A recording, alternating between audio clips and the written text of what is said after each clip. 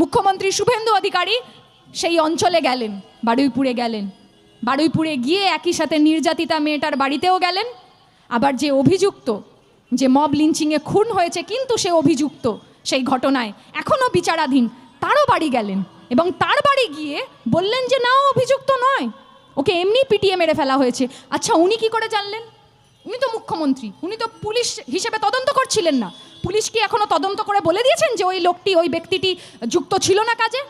গ্রামবাসী CCTV footage দেখে সমস্ত ঘটনা জেনে গ্রামবাসী জানতো যে ওই লোকটি অভিযুক্ত। মুখ্যমন্ত্রী শুভেন্দু অধিকারী সেই অভিযুক্তর বাড়ি গিয়ে, তার বাড়িকে গিয়ে যেমন ক্ষতিপূরণ দিলেন, ঠিক একই রকমভাবে তার ভাইকে একটা চাকরি দিলেন। তাহলে মুখ্যমন্ত্রী শুভেন্দু অধিকারী কি বলার চেষ্টা করছেন? এর অন্য রাজ্যে যেভাবে বিজেপি সরকারের আমলে যেখানে ধর্ষণ করা হয়, ধর্ষকরা যখন জেল থেকে বেরিয়ে আসে তাদেরকে যেভাবে মালা দিয়ে বরণ করে নেওয়া হয়, তাহলে আমাদের রাজ্যে ধর্ষণ করলে, ধর্ষণে অভিযুক্ত হলে তাদেরকে চাকরি দেওয়া হয়, তাদেরকে টাকা দিয়ে, উপহার দিয়ে পুরস্কৃত করা হয়। যে নির্যাতিতার বাড়িতে রয়েছে তাদেরকে উনি কি দিলেন? অথচ আমরা দেখছি যে অভিযুক্ত, তাদের জন্য ফুলমালা রয়েছে, তাদের জন্য চাকরি রয়েছে, তাদের জন্য টাকা রয়েছে। আসলে বিজেপির কাছে কথাটা খুব স্পষ্ট, ওরা কাদের পক্ষ নেবে ওরা প্রথম দিন থেকে জানে। ওরা শুধু সেইগুলোই করে চলেছে।